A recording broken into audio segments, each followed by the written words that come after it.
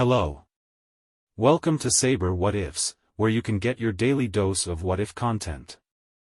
If you enjoy this video, make sure subscribe and like this video to motivate me to make more. Without further ado, let's get into this fanfic. Chapter 14, Defragmenting. I do not own Fate/Stay Night and stuffs. Oh. England. Waver sighed as he sat in the small waiting room, leaning back in his chair with his hands behind his head, one of them in a cast, and smoked his cigar. He expected something like this to happen, but it didn't really help the fact that he had been stuck there for hours on end. Lazily watching the smoke exit his mouth, the man once more went over his failed attempt at hunting down the dead apostle and rescuing Sirius. It had started off almost perfectly. His small army had split up into two main groups, the rescuing group that contained sensory and anti-bounded field specializing magi in his group aimed to get to Sirius, and the combat specialists needed to kill Louvre, with a few mixed into the other group in order to be safe and balanced. They all managed to find, infiltrate, and even map out a huge part of the place without much trouble other than a few traps that had to be worked around. That was his first damn clue that something wasn't right. A person doesn't get through a dead apostle ancestor's bloody castle without some kind of major issue or get caught, and an army absolutely can't go in without losing a good number of men before getting to the point that he did. Of course, that already had sent warning lights into many people's minds, including his own, but instead of being more careful, everyone decided to push forward with haste in hopes that their speed would interrupt any kind of trap that the vampire had set up for them.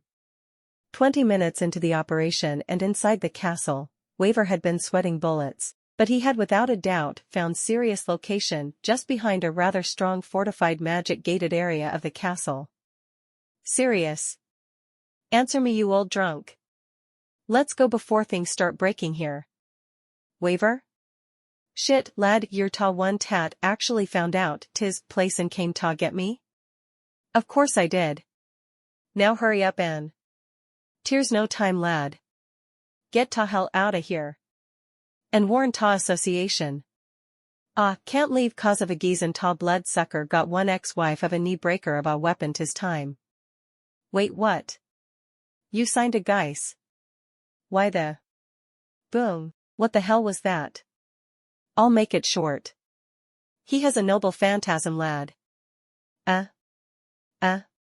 What? Listen, Tommy. You can't beat him up front even with ta strongest magic now. You have ta get around his tool's powers. Tier or conditions he needs ta meet ta use it. He needs ta. Crack. Crumble. Boom. Waver's memory was a bit foggy after that point, but he did recall lying on the ground and looking up roughly 20 meters from the bottom of a ballroom at the hole he most likely had fallen through, and soon after that the middle-aged figure of Louvre wielding a gold and blood-red mace standing in the middle of what once was his assault force. He remembered countless bodies lying on the ground, most contorted and warped in ways that he would have thought impossible had he not made the mistake of looking at Castor's lair in the Fourth War. But not a drop of blood had been spilt. Regardless, the instant he had laid eyes on the vampire and his weapon, he knew for a fact that things had gone south instantly, and the vampire's very helpful decimation of another dozen or so of his forces had nailed the idea down for everyone else as well. Every attack, every mystery, every attempt was shattered relentlessly by that damned mace, and whatever managed to get through was so superficial in terms of damage that the vampire had simply recovered from it moments later. The one time they managed to slip in a seemingly fatal blow, the apostle had simply repaired his body a few moments later by reversing time, which was unsurprisingly when he decided he had spent enough time fooling around and focused on eliminating everyone else there.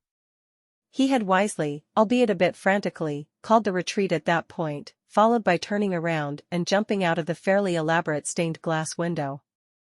For some odd reason it wasn't enchanted to become more sturdy, but it could have just been protected from all outside harm, and Louvre forgot to do the inside enchantments. Still, it didn't take long for the man to get followed by all of the survivors that could still follow him. Luckily for them, the bounded fields around the castle had not been replaced or regenerated, enabling them to get away without much issue, however Waver wouldn't have been surprised if Louvre had let them escape in order to spread word of how he had ran away with his tail between his legs. The buzzing of his cell phone interrupted his lamenting.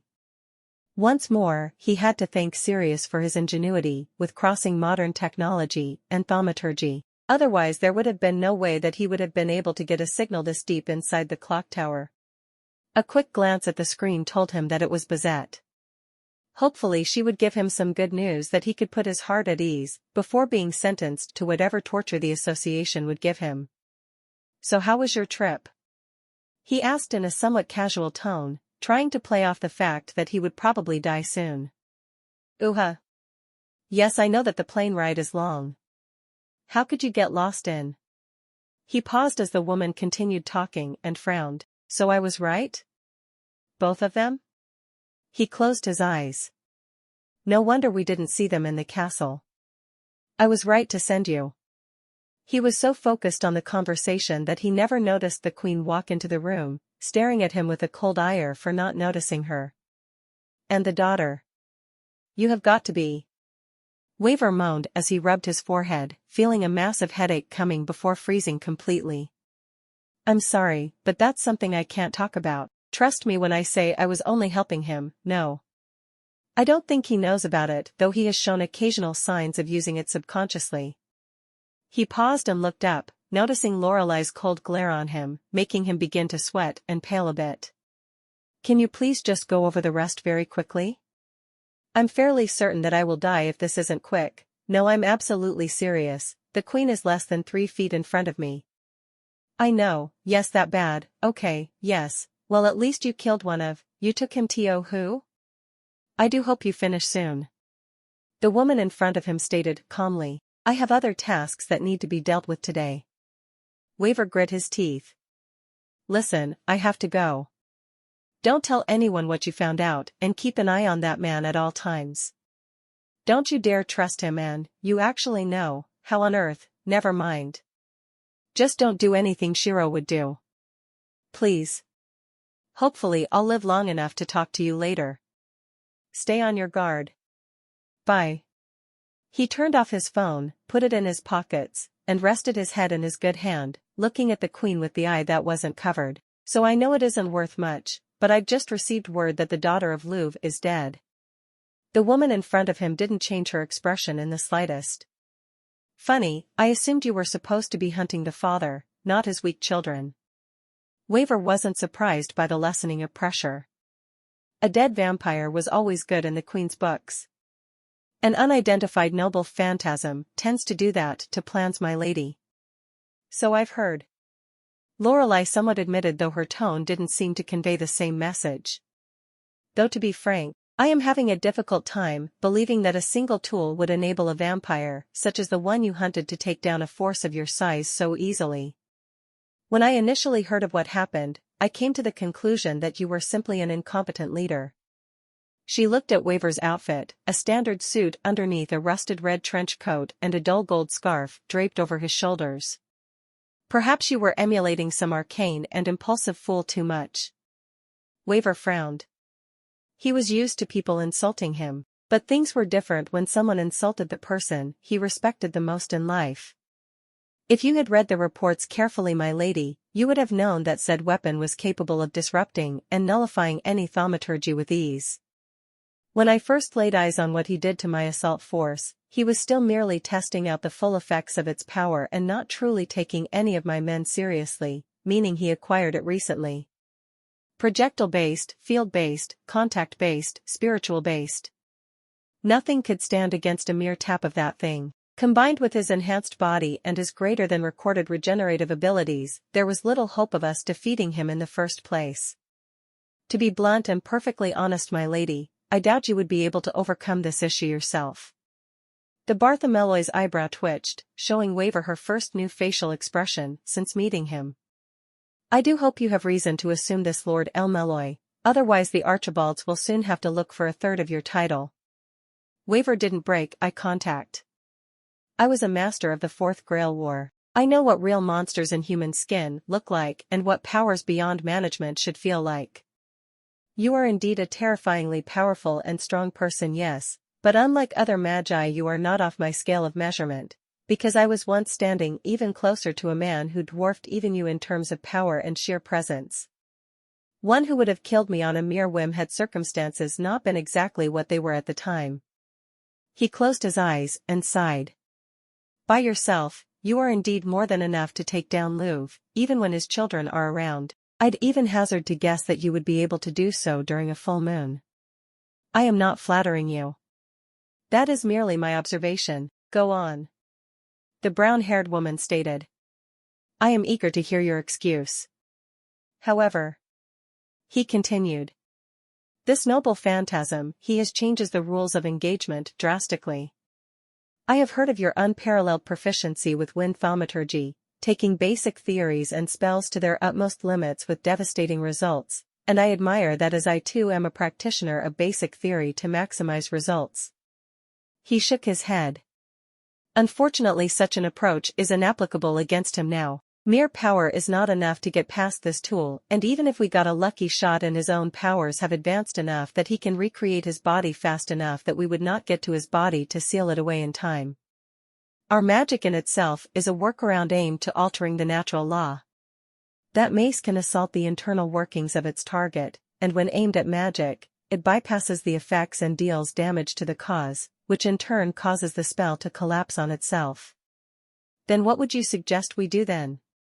The woman asked as if humoring Waver. You have already determined that I am of no use to fight him, and mere numbers is not enough. She took out a folder of reports and looked at one of the pages that were highlighted in certain spots. Given that you have claimed that there are weaknesses to this weapon, I am assuming that you would go get this person who is apparently so gifted in structural grasping that he would be able to determine what its conditions are and nullify the power. This man who you claim. She raised an eyebrow skeptically. Is the next magus killer? I wonder what the Archibalds and Einsburns would say if they found out you were associating yourself with a person related to the one who killed your predecessor. Waver sighed. It had been a slip of the tongue at the time due to the stress, but apparently word got out quickly that a potential master magus assassin was in the works. He's still a kid, very nice, always tries to make everyone around him happy and putting them before himself, but right now there's no point in trying to get him to help out hunting Louvre even if we could get to him in time. Oh, and why is that? Lorelei asked curiously, seeing Waver's eyes narrow. Because he lives in Japan. Because he's a secret student that's serious, and I were teaching. Because Louvre was trying to use him in order to get serious, to cooperate. Because he was partially responsible for killing Louvre's daughter in full view of his son, so right now there is no point in trying to get Shirou to Norway to fight Louvre, because Louvre is going to Japan to get revenge on Shirou. Oh, Japan. He was constantly slipping in and out of consciousness, if he could even call it that. At one instance he seemed to be fully unaware of anything, another he would once more be on the hill of blades that frequented his dreams, before the next moment where he could barely feel his chest and neck were on fire and people yelling around him before returning back to the mind-numbing emptiness again. Right now he was on the hill again, looking down at the wide expanse of weapons again while standing, or crouching in his usual spot. He could see his collection more clearly now, though the weapons he had never seen were just as indeterminable as ever. He noticed that the shield that the vampire had been using, Ro Ajax, was lying almost peacefully on the ground a fair ways to the right. In fact, he discovered that he could look around the place easier in general, but the most notable thing he noticed was that the sky had been slowly going dark until it was borderline night now. That didn't mean that he couldn't see anything. On the contrary, he could see just fine, as if it was day out, with the unusually large pure white full moon shining overhead, illuminating the shadows that the blood-red sun in the distance made in conjunction with the swords in the ground, but it was something he wasn't used to regardless. Still, it gave the world around him a new beauty that he couldn't help but accept and bask in. The different hues of red light reflecting off of the blades here made the endless fields appear to be on fire, just like on that night. But unlike then, this was a rather comforting flame. There was no malevolent feeling of death. There was no smoke to clog his lungs. There was no black sun that threatened his entire sanity. Black sun? Was there such a thing back then? Yes, there must have been. There was nothing else that could mimic that black mark in the sky, unless it was a hole, but then if it was, then the other side must have been hell. It had to have been because what came out of that thing caused hell on his side. Blood, thirst, death, smoke, hunger, starvation, decay, screams, failure. Yes, he had been reborn in hell. Whoever he was, before becoming Shirou Emiya, was long gone. That person was dead and would never come back. And this place was what had been forged from that inhuman blaze. This endless armory that had survived and remained standing in tribute for those that didn't make it. There were orphans, yes, but those children had either escaped the blaze before it had reached them and took their parents instead, or they simply were not at home during the incident. He alone was the sole survivor from the core of the event, so it was seemingly fitting that his spot was on the hill, the only true landmark there. He was a blade among blades, but truly the only unique one there. As such, could call upon them all if needed. All he needed to do was recognize them in order to bring them out, just like all he needed to be drawn was to be needed by those who were not blades. He didn't know how long it had been before he regained the slightest form of coherency, nor how long after that before he was conscious enough to realize that he was awake, inside a body that felt heavy and in a bed that he didn't recognize. Ugh. He moaned and reached for his head in an effort to wake up more and deal with the slow throbbing in his skull. It took him a few seconds for him to realize, however, that something was off and notice that there was a piece of cloth wrapped around the lower portion of his head and his neck. It wasn't so tight that he couldn't speak, but it was a new sensation, and he would be lying if he said that it didn't itch a bit. What the heck? He mumbled as he moved to take the red cloth off. I wouldn't do that if I were you. A deep voice stated in an almost casual tone from the side of the room, causing Shirou to jump. Well, that is, unless you want to become a vampire, but if that's the case I'm obligated to kill you where you stand. Shirou turned as quickly as he could in his half-asleep and injured body to the source, ignoring its protests for the moment as he took in the vision of the man at the doorway. He was a priest from the way he dressed and the cross hanging over his neck. A man not young, but not in his middle ages either, with medium-length brown hair and a face that was nothing worth mentioning other than the fact that it seemed to be rather empty. Vampire? What do you mean by that? Who are you? Where am I? The boy wasn't fully awake yet, but he could already tell that the man in front of him was dangerous, and that there was something about him that he simply did not like. The priest snorted, though not a single look of amusement or humor appeared on his face. Well now. If you were able to ask so many questions, then your recovery must be farther along than I anticipated. Though that may be in part to underestimating my healing abilities again. He mused, before looking at the boy again. When you somehow broke free of the vampire attacking you while she was feeding, you somehow caused some damage to her mouth. As a result, some of her blood managed to get inside your bloodstream, though nowhere near enough to convert you into one of the undead absolutely, if at all once proper procedures were applied by yours truly. Unfortunately, there is still some taint left in your system at the moment that could not be purged. That shroud around your neck and mouth is a conceptual cloth that belonged to a priest. It will suppress the vampire's blood inside of you until a point that your own natural system can erode and erase the remains. I am estimating that it will take roughly a week for the process to complete itself with the minute amount of invasive blood you intook. However, I am unsure if there are any permanent effects that it may have had on you already. I myself have never heard of a case where a person has ingested a sparse amount of apostle blood and had said apostle perish not even a minute afterwards. He looked at the boy with an amused glint in his eyes. Well boy, tell me, do you have any thirst for blood? Shirou shivered and swallowed heavily. I don't know. I'm just thirsty right now. His muffled voice replied from the cowl. Of course he's not a vampire. Grunted an irritated female voice from behind Kiri. This grabbed the two males' attentions and caused them to turn the focus of the conversation to a tired-looking Bizette. You said it yourself when you were done working on him, Kiri. Biggest difference he'll have is that he'll feel tired during the day and more energetic during the night. Be Bizette? Shirou stuttered, clearly too surprised to form complete sentences at the moment. When? How? Why? To be short. I saved you and your girlfriend's asses. Killed the vampire that nearly made a meal of you. Had a small standoff with the brother. Delivered the girls to a hospital, and then got you to Kiri here before you bled to death or apparently turned into a vampire. The woman crossed her arms. Look.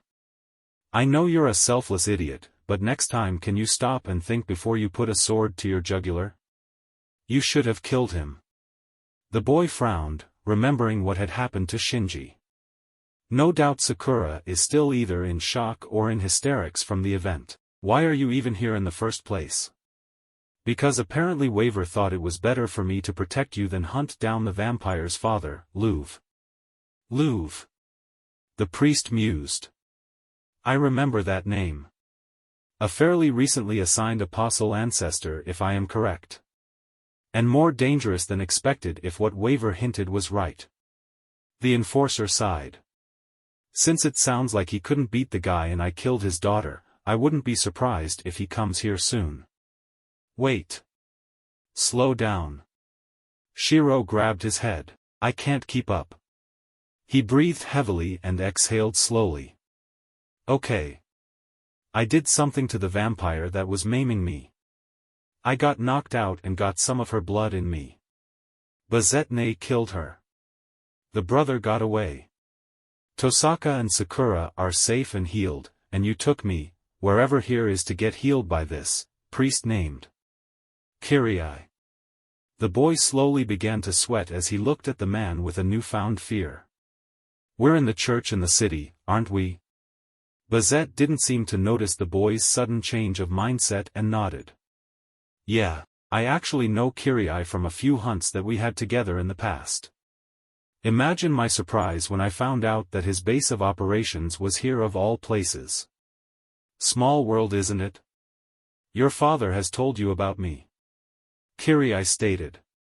It was not a question but a mere observation deduced from Shirou's reaction. No doubt his description of me had been rather less than glorifying. Though I can hardly blame him for doing so. Our relationship was not exactly something that one could proudly brag about. Bazette looked at Kiri surprised. Wait, you knew the magus killer? In passing. I only ever saw and talked to him once, to be honest. At that point we were trying to kill one another. Kiri admitted. Such was the result of being masters in the Grail War here. You actually fought the Shirou Emiya and lived? Bazette asked in awe. You must be the only person who's ever done that. He survived by some freak accident. Shirou grunted, never once taking his eyes off of the priest. Dad said that he put a bullet through your heart point blank at the end of the war, and I saw the gun he used to do it. Even if he somehow missed, you should be dead right now. Before the seemingly amused priest could respond, Bazette walked up and slapped Shirou upside the head. So should you, but the guy you're giving the death glare saved your life and your humanity, I might add. If he was as bad as you assumed, then he wouldn't have gone out of his way to help you. No, the boy is perfectly entitled to his opinion of me. Kiri corrected Bazette. I am an executor and as such I have used some rather distasteful methods in the war in a few of my almost encounters with Kiritsugu. He looked at Shirou. Although if you truly know your father, boy, you should know that he employed methods that were just as bad if not worse than what I used. Shirou didn't say anything as he couldn't argue against Kiri's statement. His father was a monster to most of the world that knew his name, and the ones that thought otherwise were almost all dead or didn't even know of his other life. At first the boy assumed that he, Sirius and Waver were the only ones that knew of the true drive and motives behind Shirou Emiya, but he wouldn't be surprised if this distasteful priest was aware of them as well. In fact, you hated him. He said simply, getting a raised eyebrow from both adults. Much like Kiri's previous statements, it was worded like a question, but said in a way that it was heard as a fact. The executor blinked before letting out a small chuckle of amusement. I still do. He replied simply before turning to Bazette.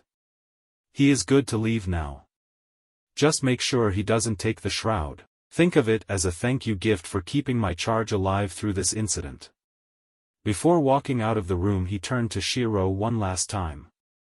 You are a very interesting person, Shirou Emiya. He stopped just outside the doorway and looked at the redhead. Putting a blade to your neck to save as many of your loved ones as possible, is that the action of a man who wants to become a hero, or the actions of one who is being selfish and only thinking of those close to him? Yes, you are clearly a more interesting person than your father. The room was silent for a few moments before the boy turned to his second sister figure. Can we please leave now, Bazetne? I feel like I'm going to die if I say any longer. The woman pouted, though secretly agreeing with the boy after mulling over Kiri's last comment.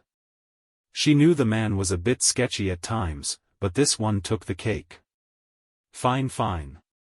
Let's go back to your place. I have stuff I need to talk to you about anyways. Thanks. Shirou nodded before picking himself up and stretching to loosen his body. What happened to Tosaka and Sakura, by the way? Are they still in the hospital? Bazette shook her head as she grabbed a few bags that were full of things that were apparently theirs. No. The guys that you put the vampire under forced him to take them to the hospital and not injure them. After that I took both the girls to Kiri for a quick checkup. The younger girl went back to her place and the one with the attitude is waiting for us back at yours, which reminds me. She slapped the boy upside the head. That's for using a guise of all damn things on the vampires when your life was on the line, idiot. What do you expect? The boy argued. I didn't expect anyone to come in and be a big damned hero. I was just trying to make sure that Sakura and Tosaka would live without any double crosses. If you didn't notice, they were sibling vampires. I could take one of them on, but not both at once. There were other ways you could have made the contract, you idiot. Bazette frowned. Because of that thing, you can't fight the brother anymore unless you want your circuits to burn from the inside out. That means that those two girls and I are going to have to do all the heavy work from now on. The blood-sucking idiot threatened to butcher the sisters if we didn't at least allow him to bring them to the hospital. He'd lose his circuits, but we would have lost the girls. She shook her head. Damn it, Shirou, think about how other people would think of your actions before you do them. This is just like that wild puppet incident all over again. For the last time, how was I supposed to know that thing absorbed metal and converted the material and prana it ate into more body parts? No one knew that. Not even the guy that made the damn thing. The boy pouted, clearly indicating that this was not the first time he was being berated for this particular incident. Look, all I'm saying is, be more careful before you do something that might remotely kill you in the process. I know that we do isn't exactly safe, but you have a habit of pushing things so far that you'd win a gold medal if they turn thoughtless suicidal actions into a sport. She shook her head. The pair was outside and in the middle of the city now. Contrary to popular belief, it was okay to talk about thaumaturgy in public since no one usually bothers to listen in on others' conversations, especially if they have no idea what the speakers are talking about, double that if what they're talking about sounds like something from a Dungeons & Dragons campaign. Did you even know what you were doing before you passed out? I could only see that you were saying some aria when the vampire bit you before she threw you away like a rag doll and her mouth was bleeding more than the rest of her body combined. The boy paused and began to think about the question. Truth be told, he couldn't recall much other than being in a fair amount of pain at the time, but he did remember brief flashes of that place in his dreams and the aria that he had that, to his knowledge, didn't really do anything. However, now that he thought about it, he could actually picture the hill fairly clearly in his mind now, as if he was more connected to it for some reason. I don't know. He said slowly, not sure himself. I think I know what it could be linked to, but I don't really know what I did in the first place, to be honest.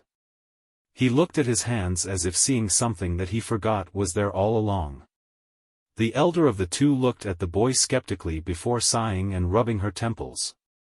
Honestly, you really are more trouble than you're worth sometimes, Shirou. Now hurry up. There's something we have to do when we get to your place. Oh. Back at the church. You let them go. Gilgamesh commented as he lay on the couch that adorned the church's waiting room while drinking some wine. Do you think that is wise? The boy obviously knows that you are someone not to be trusted. He chuckled. Well, more than most people do at least. He interests me. The priest responded casually as he poured himself a drink from the ornate bottle that no doubt came from the servant's library. A boy who is a somewhat capable combat-oriented magus in a deep relationship with all three families that started this game in the first place. I am curious as to what he will do when the war comes. Ah yes, you did say that due to Saber's master destroying the Grail the next round would be starting rather shortly. The King of Heroes mused. Though you make it sound like he will be a master.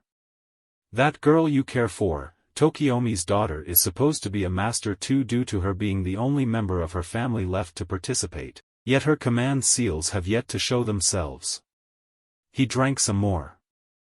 How are you so certain that he will be chosen? Is it because he was adopted by Saber's master?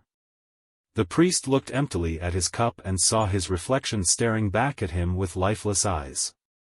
Somewhat. He responded aversively before drinking slowly. Regardless, should he live this current incident, I believe the boy will prove to be the center and drive of a rather curious show in the near future. Is that so? The Golden King raised an eyebrow. Well then I guess I won't kill him after all just yet. The statement had caught the priest's attention. You have something against the boy? Do tell. The royal man snorted and swirled his drink. The boy is a faker. An imitation. Everything he produces and everything he is a mere shadow of the original. Should he gaze upon my collection, no doubt that he would at some point do it the disrespect of trying to make disgusting copies of its contents as well at some point. To let him live is an insult to one such as myself who owns all the treasures of the world. I as king should never permit another to claim to have a collection that exists only to mimic what I have. It is an insult that I will not permit. Kiri, I looked at the servant with a body curiously before nodding. I have no grievance with you carrying out your law, King of Heroes, however at least wait for a time before doing so in order to let the boy grant us some entertainment first. Gilgamesh nodded briefly. I will permit it. The faker will live for now, but I do expect the promised show coat of mine. To allow such a blight so close to me speaks wonders of my expectations of you. Be honored. The priest bowed. Rest assured, I will not fail those expectations, mature residents. She didn't know how long she was down there. She didn't know how long her body had been defiled. She didn't know how long it had been since she had let go of her sanity in that hell filled with worms, crawling in and out of her system like it was water. The only thought that pervaded her mind was that she had inadvertently killed her brother. Zoken had told her before she had started another inhumane session that Shinji had disappeared while getting food, irate and irrational due to her prolonged disappearance. Had she merely come home even temporarily, had she bothered to check up on the home even a little, such an event would not have happened, but it was too late. Her brother was dead, and the bloodline of the Matou was gone save for some distant cousins and the old man himself. Why? How could have been that being happy with Senpai bring about something so horrible? It was because you attempted to be happy. No, that couldn't be it. Shinji was always a bit impulsive. There was no reason to assume he wouldn't go out had she stayed instead of going to Shirou's. He left because you were selfish. You were not there to stop him, so it was your fault. You didn't tell him about the vampire. But Zoken didn't tell Shinji either.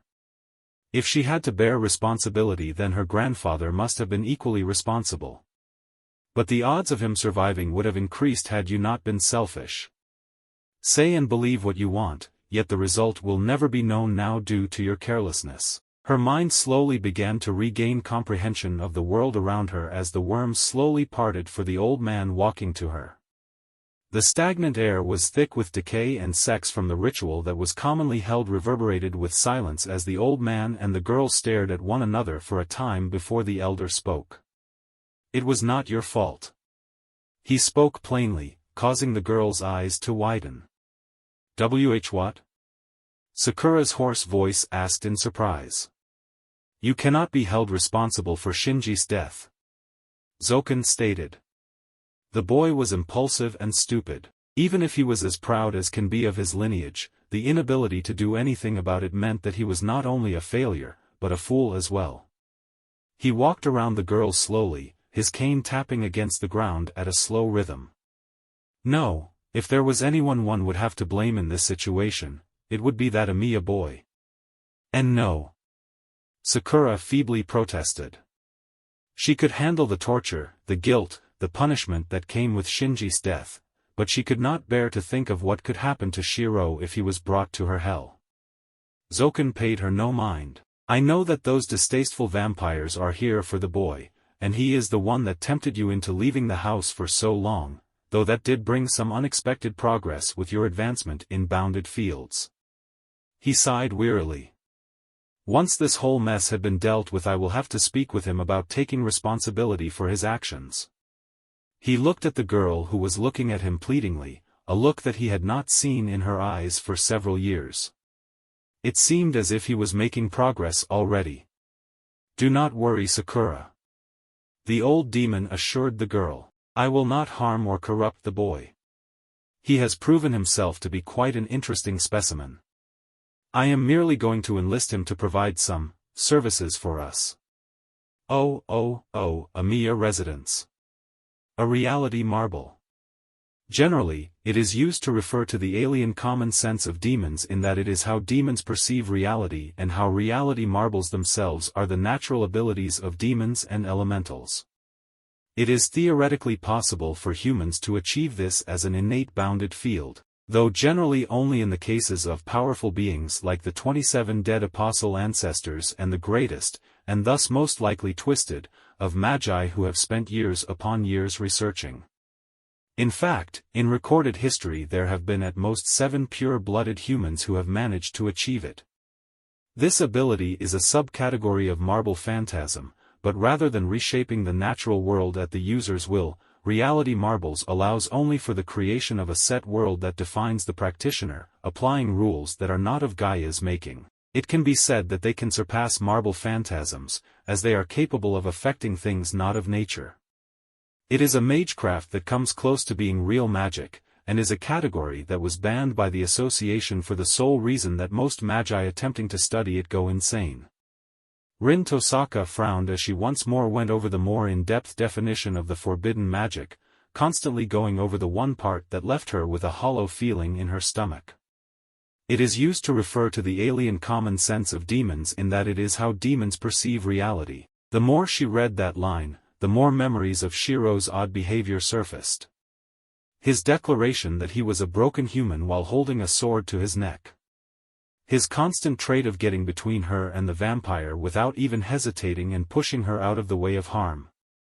His habit of brushing off compliments to himself while going out of his way to help others, frequently without asking anything in return. His inability to tell that a girl or two actually liked him more than just as a friend. And yet, so long as everyone else was fine, he would go throughout his life with a smile on his face as if there was nothing abnormal or troublesome with what he was doing. What happened to you that made you like this, Shirou? Rin whispered to herself worriedly.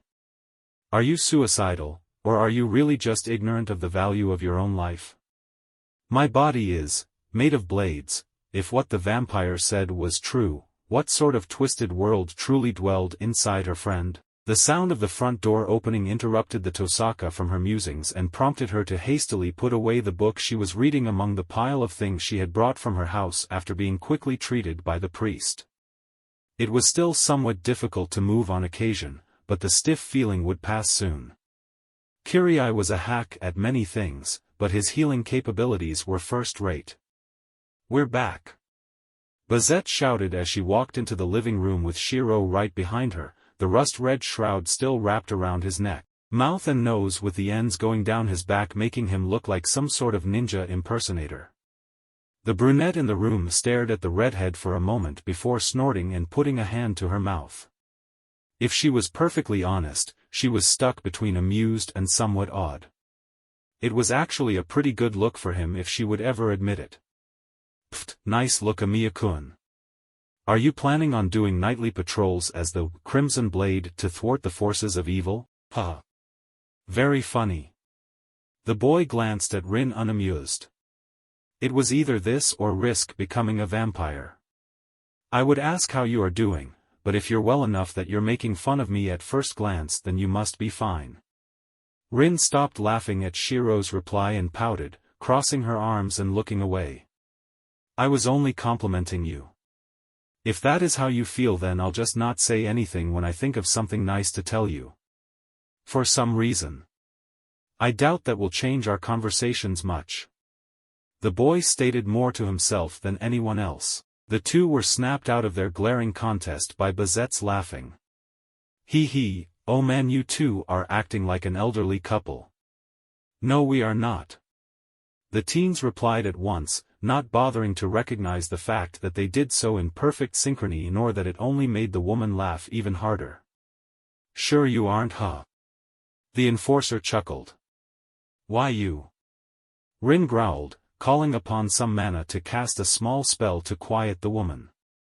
It was simply going to be a small joke of a spell that would cause Bazette to be mute for a minute or two tops, but she never got the chance to cast it. The moment she began to chant, she froze as in an instant her target had closed the distance between the two and jabbed a fist that went right past her face.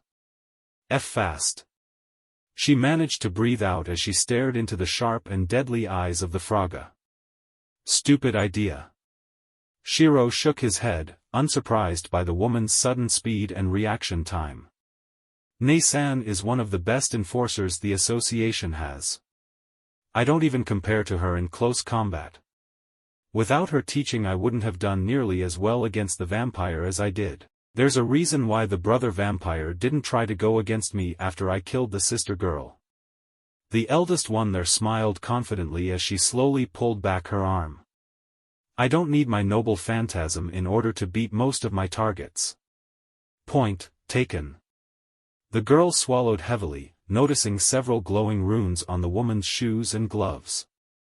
She had assumed that once she was done with her training with Kiri she could have at least kept up to magi who specialized in this field, but as recent events had proven to her, she not only was physically and mentally behind in such areas, but she also lacked the raw experience as well.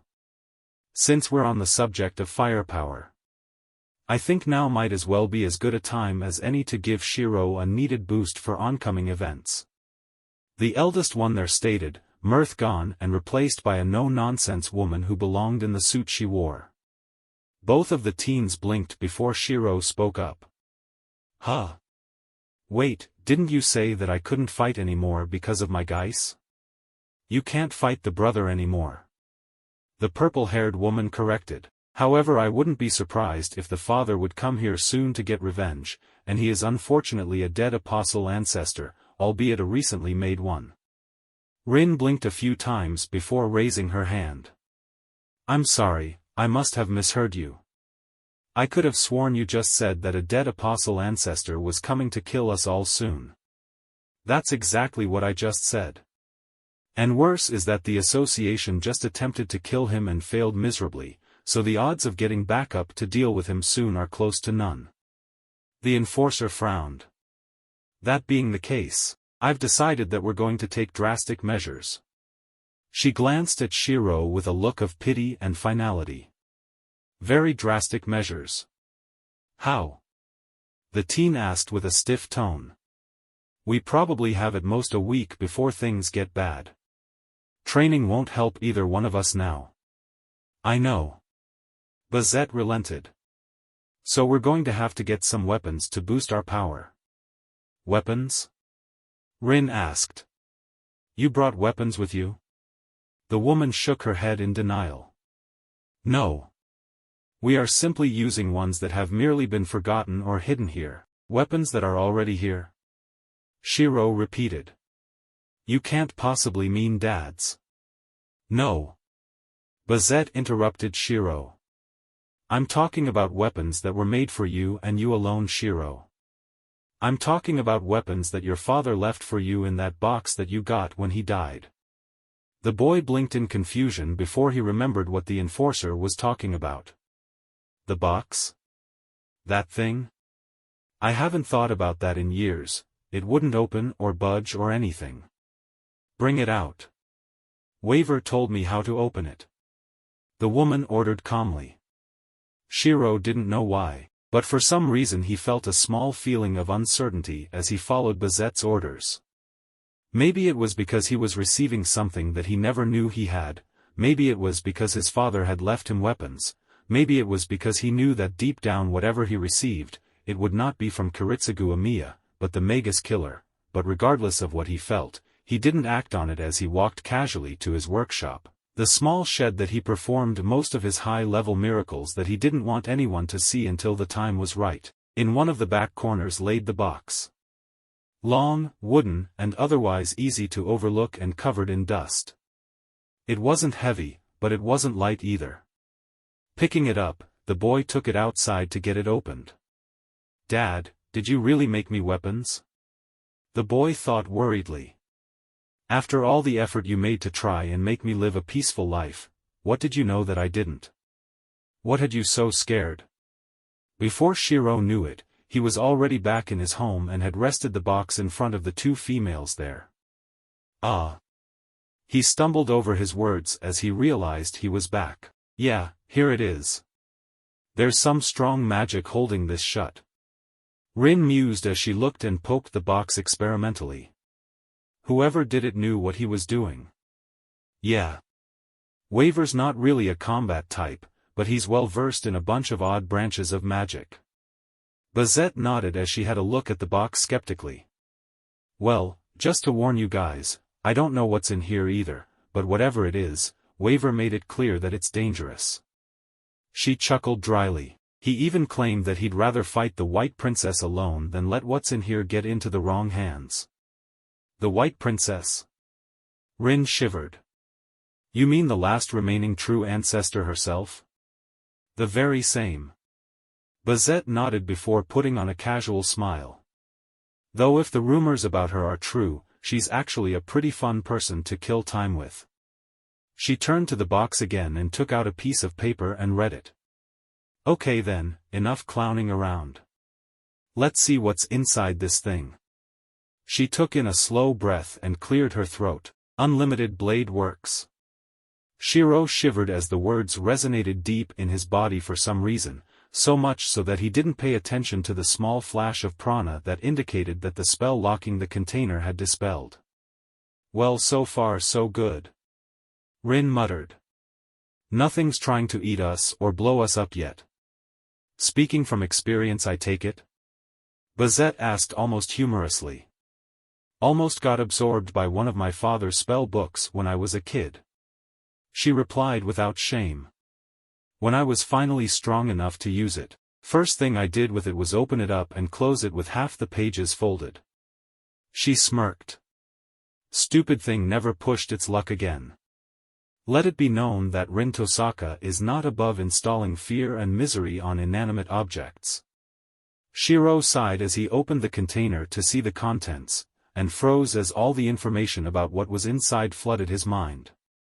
Inside the box laid 3 swords and a small pile of letters tied together in a corner, all laid carefully and elegantly in a satin material that lined the inside of the container. The first 2 weapons were Chinese-style short swords, falchions, with heavy blades of the same shape, leather grips and no guards, designed almost perfectly for Shirou's current combat style. The first was a dark steel blue color with splashes of blood red inlaid on the edge of the blade, adding to the illusion that its razor-sharp edge was even keener than a normal person could surmise. The second was a dull gray bordering on the darker shades. Its sides were littered with a light brown, almost yellow vein-like pattern that pervaded the entirety of the tool, making it look alive. The third, however, was different from the other 2, however. It was a long sword, but unlike any Shirou had seen before. It was made of pure black metal, but the middle was cored out until it was near the end of the blade. Its long gap was outlined with the same red design that the first sword possessed, but it also had the vein-like patterns of the second as well that pervaded the rest of the metal. All 3 blades were masterfully crafted. All 3 blades were beautiful in their own way. All 3 blades were cursed by a source that could only be deemed as all the evil in the world. cursed with agony, death, and countless other misfortunes, and all of them geared on humanity alone. As such, all of them were exceptionally potent against living beings and those that were recognized as living things at some point in their existence. As some weapons are classified as anti-unit, anti-army, and anti-monster types, these could be accurately classified as anti-life. And for some reason he knew for a fact that this was not the first time he had come into contact with something of this nature. "Shirou?" Bazette worriedly as she noticed that the boy wasn't breathing and was sweating profusely. "Shirou, what's wrong?" "Dad." The boy's hoarse voice barely made it out from the shroud around his mouth. "Dad, why did you?" He stumbled back from the box, but still unable to turn away from the tools that he could say without a doubt he would know better than any other weapons in his life. His vision was blurring, his stomach was turning, his body was growing weak again, but the images of those blades would not leave his mind. He couldn't help himself. Barely managing to move the shroud away from his mouth in time, the teen turned over and threw up relentlessly. "Emiya-kun!" Rin gasped in shock before running to him and supporting him up. "What's wrong? Why are you reacting like this to those swords?" "They're made from Dad's bones," he stammered before throwing up again. "All three of them, and Sirius Gigi was the one who made them." He shivered as realization crossed his mind. That's why his funeral was delayed and his body was sent to Europe when he died, and they're cursed. His breathing deepened. "It's the same curse that killed him in the first place. I knew he died from it, but, my God. I didn't think that it was something so malicious, all that time. The mage killer was killed by a curse? I didn't know that." Bazette frowned as she turned to the swords again, cautiously inspecting all three of the weapons.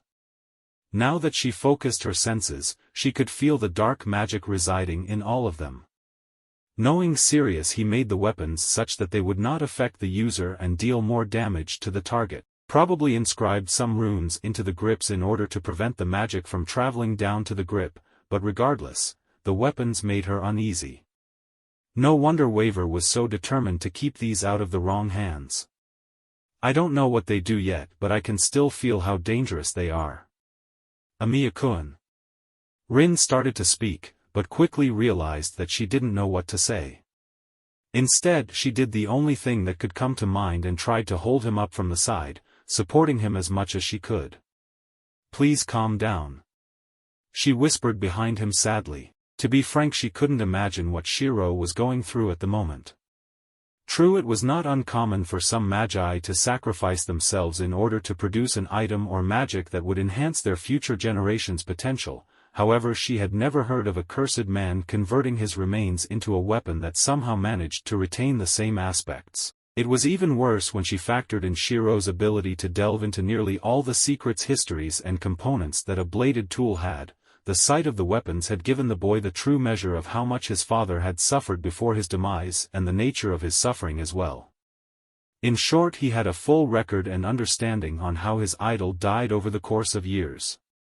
In a way, it was akin to having your family being tortured to death without even knowing it, and then being tied down and forced to watch a video of the entire process years later. After a few minutes, which seemed like hours for the three people there, Shirou managed to regain control over his breathing, albeit he was still shaking a fair amount. "You back with us, Shirou?" Bazette looked at him concerned. "Have you settled down?" The teen swallowed, ignoring the acidic taste of bile in his mouth, and nodded shallowly. I'll manage."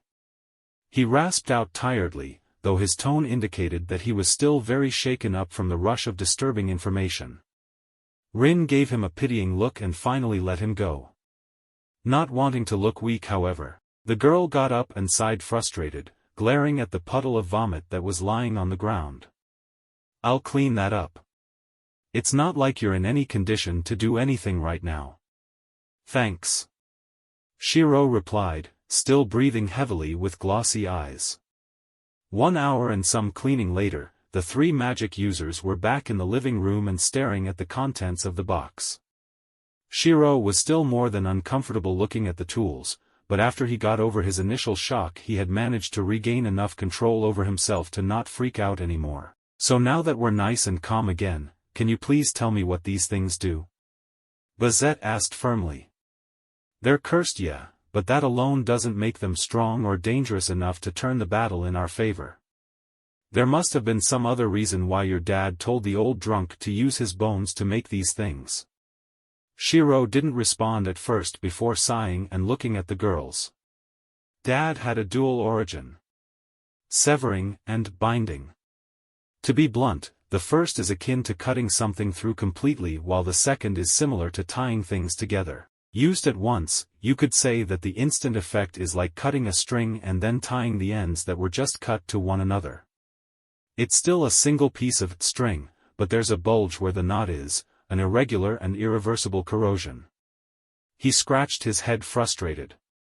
If applied to a living being, the dual effect would cause something like necrosis on the afflicted area. There's no puncture wound or physical damage, but the cells, veins, and nerves in that area would be dead and no magic in the world would be able to heal the area because the afflicted area was in fact healed, just in the worst way possible, though I think time reversal may be able to counter it. Even Dad wasn't sure about that. Bazette whistled. Instant necrosis of an afflicted area that doesn't require any magic to fester outside of the initial conversion? And with only two concepts too, that's pretty scary, Shirou. It is something to be wary of. Rin nodded as she put a hand to her mouth. But that can't be everything. I mean, there are scores of magic out there that can do just as damaging things, if not more, just as easily. If these are supposed to be your secret weapons, then there has to be more to them than that. Shirou remained quiet as he stared at the long sword in the box for a few seconds before turning to the girls again. The necrosis effect I just told you about was merely what happened, and the dual origin was actualized to organic matter. The way my dad used it was how he became a legend. He closed his eyes, removing the top ribs on his left and right side, grinding them into a powder, using the powder to make 66 conceptual weapon bullets, origin bullets, that were fired off by his mystic code. Roughly 40 of those bullets were used in Dad's work, including the war. There are roughly 9 of these bullets in the house, the rest were either lost or destroyed by Sirius GG years ago. Save for 2 people, both of them oddities, each target shot by only one of these bullets has died due to their effects. Each and every one of them was a magic user. Rin swallowed heavily. Obviously there was something special about magi that drastically increased the lethality of these origin bullets. What makes magi users special, Emiya-kun?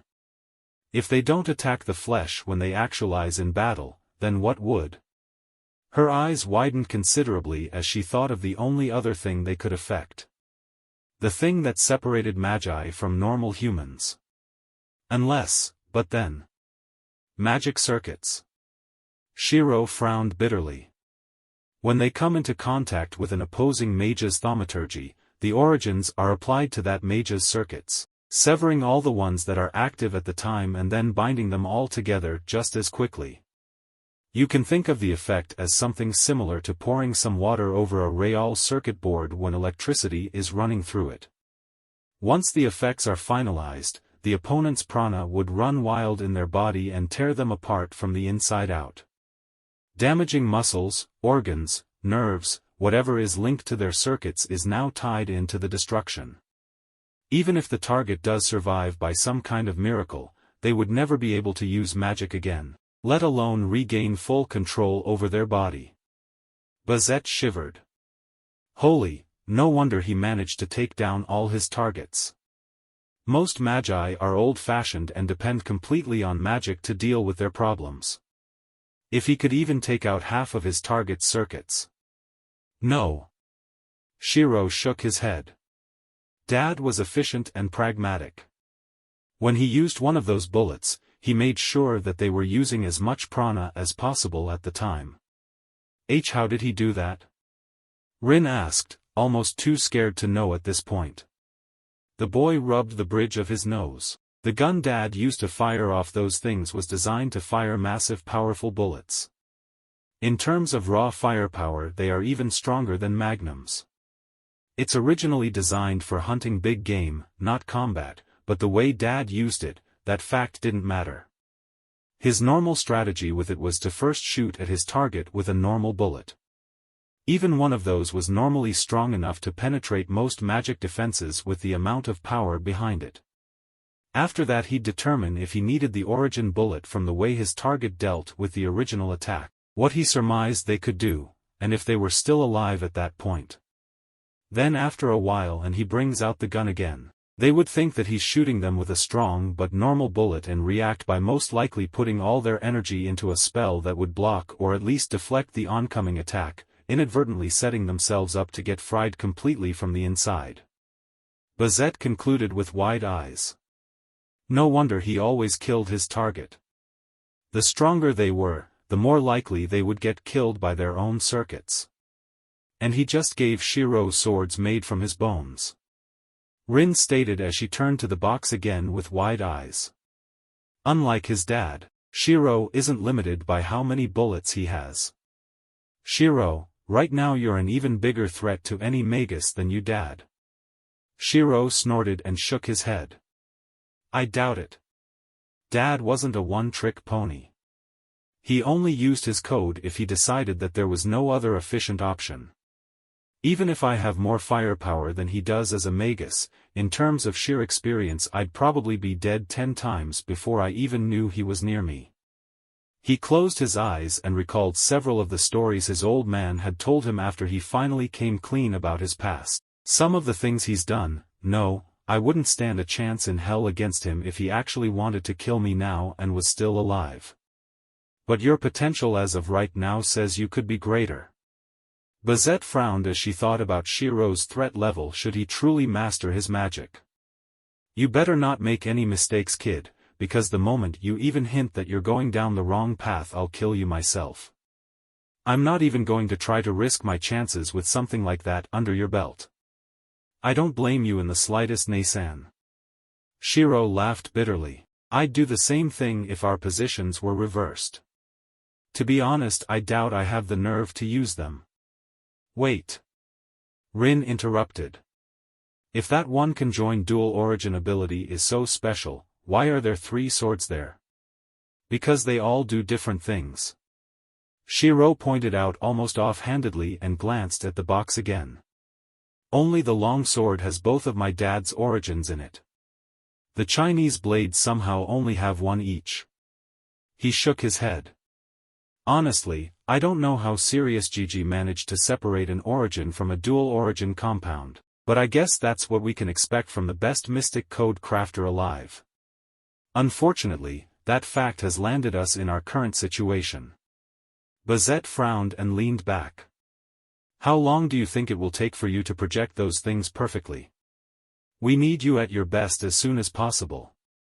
Shirou didn't say anything before closing his eyes and calmly focusing his prana. A moment later 3 identical copies of the tools in the box appeared on the floor in front of him. Already done. He said in a depressed tone. I think that because I had such a strong relationship with Dad, it's actually easier for me to make these than most of my other weapons. He absently picked up the blue Chinese blade and inspected it, though it was clear that he was thinking about something else completely. Emiya-kun, what's bothering you? Rin asked worriedly. Your dad's given you something really useful for this kind of situation. You don't look like you're thinking about his remains or the curse that killed him.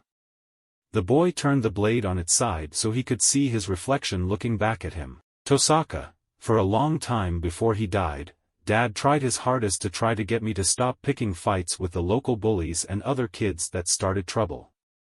I often just jumped right in even when it was normally 3-on-1 against me.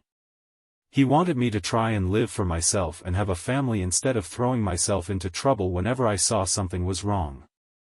He looked up and attempted to picture his father. I dreamed of trying to be a hero like him, but he tried his best to try and stop that before I ended up breaking, like he did, so why? He looked at the tools in front of him as if they would answer him. Why would he give me these things? Why would he give me tools that could make me into a bigger threat to the magic community than he was? He despised fighting and killing. His fist tightened so much he drew blood. His adopted mom, his partner, his wife, he lost everything because of all that fighting to try and make the world a better place. It was only at the end that he managed to lose his own life, and even then it was a long and painful process. If he didn't find me, he would have probably died alone somewhere, alone, broken, and cursed. He warned me about this to me so many times that I'll never forget a word of it for as long as I live. He tried so hard so that I wouldn't end up like him, and he knew that even after all that there's a good chance I could still end up like that, so why the hell did he make it so that I could be even worse than he was? He swung the blade down in rage and frustration. An instant later, all the floor mats in front of where the blade swung down split all along a single line from the edge of the blade perfectly, stopping only when the mats reached the wall on the other side of the room. He slumped forward, not noticing the shocked looks the girls were giving him. "It doesn't make any sense, Dad," he muttered in a confused and defeated and confused tone. "Why are you doing this to me? I thought that the weapons and combat training was just a convenient way to make sure I could take care of myself in case I came across an enemy magus by accident while getting a better feel for my own spells, but now I don't know anymore." His lamenting and grieving was stalled as Rin came from behind and hugged him gently. "I can't say that I know what your dad was thinking when he did this, Emiya-kun. My father wasn't exactly the perfect role model either. In fact, there are some things that he's done that make me want to set off one of my jewels in his mouth." She began slowly, resting her head on his back so that she could hear his heart beating. "But I've listened to you gush over your old man so many times that I can't help but think that he wouldn't do something like this to you without a good reason. Even if it isn't by blood, you are his son. Your crest shows how much faith in you, and those swords only prove it more." She paused again, resting her body on his. If he really is the legendary magus killer, then he must have had an absolute reason for doing this. He must have thought this through before telling those other guys to turn his body into those things. People like him don't do drastic things like this on mere impulses. "Tosaka," Shirou said in surprise. "Your dad was right, you know, you are a selfless idiot." She continued. Had Shirou been able to look, he would have seen the girl shedding a few tears of pity for him. "So much so that if you were left alone you'd probably get yourself killed at an early age rescuing a chipmunk or something like that. A selfless, noble, sacrificing, idiot." She sighed and hugged him tighter. "You keep on saying you're a sword, right? So at least let someone be in charge of actually swinging you. Even swords need proper care or else they fall apart eventually. You aren't one of your projections, Shirou. If you break, you can't simply make another copy of yourself. Please let us take care of you for once." Shirou lost control of his voice. The wording was slightly different, but Tosaka's message was almost exactly what Kiritsugu had told him those years ago. Even the greatest of swords need to be taken care of properly. Rin.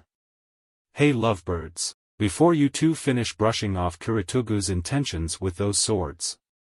Bazette spoke up from the box and took out a small stack of letters that seemingly was jammed into the side of the container. It wasn't that she wasn't feeling the mood, it was just that she didn't feel like wasting time while a dead apostle ancestor was gradually getting closer to kill them all. High school romance can come after the impending death situation has been averted. I found these as well. She untied the bundle and looked at the fronts curiously. Weird. Only one of them has Shirou's name on them. The rest's addresses and names are blurred with some kind of magic. Does that mean that your old man was expecting other people to be around after this thing was opened? Shirou stalled as he tried to mentally shift gears. "I guess," he replied intelligently. "Wait." Rin's suddenly calm and normally irritated voice came from behind Shirou, causing him to freeze up. "You mean to tell me that we could have just prevented Shirou from having a panic attack and worrying us all if we had just bothered to look at the box more and read a piece of paper?" Shirou instantly knew that Rin's moment of compassion was instantly over. "Maybe." Crunch.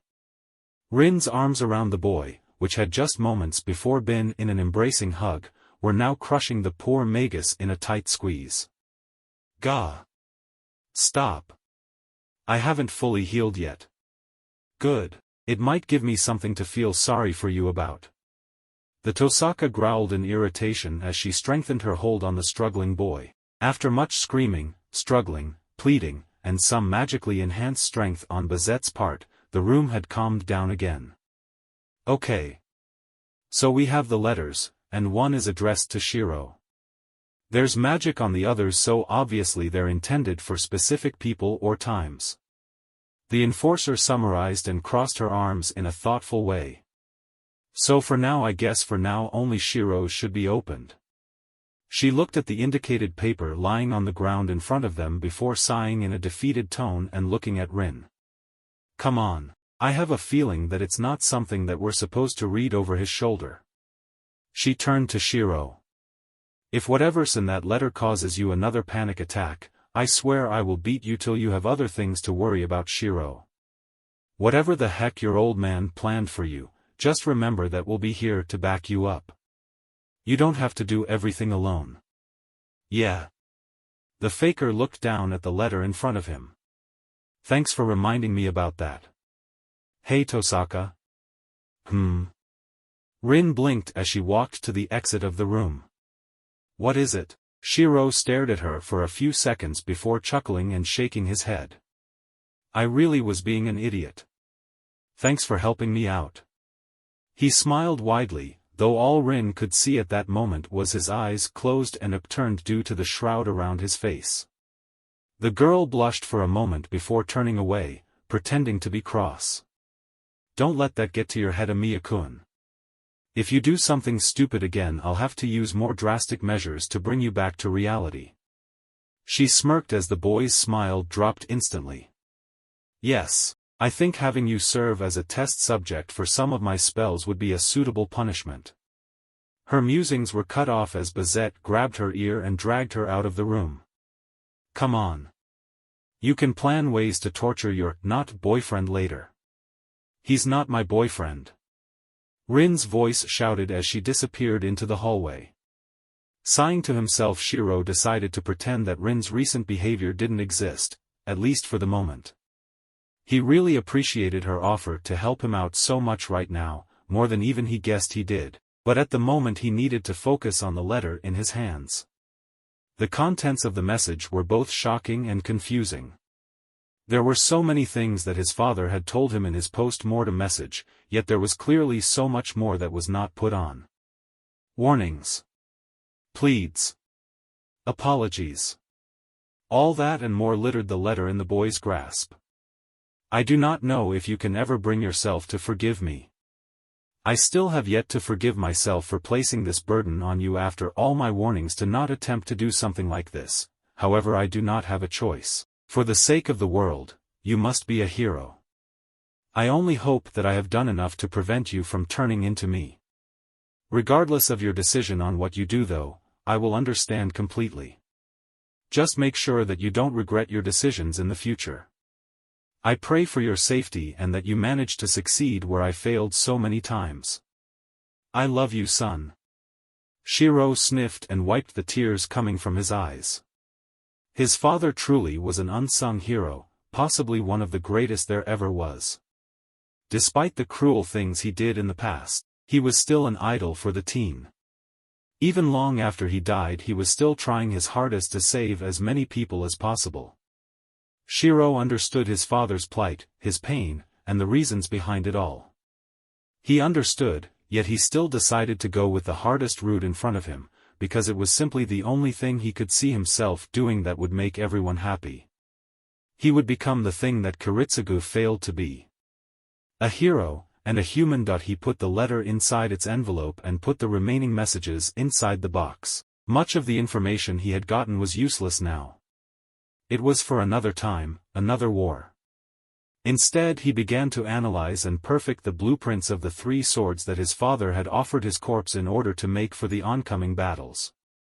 The steel blue and red blade's name was Natalia.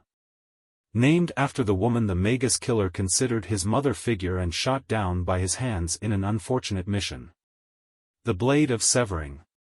The gray and yellow blade's name was Emiya. Named after the woman that the magus killer helped raise and worked with for many years at his side, despite his offers to let her go. The Blade of Binding. And the last blade's name was Kiritsugu, after the magus killer himself, the blade that severs and binds at once. The ultimate anti-magus tool. The weapon that turned him into the second magus killer.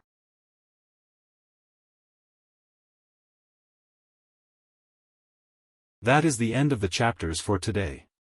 The name and author for this fanfic will be in the description down below if you want to read it yourself. See you tomorrow, peace.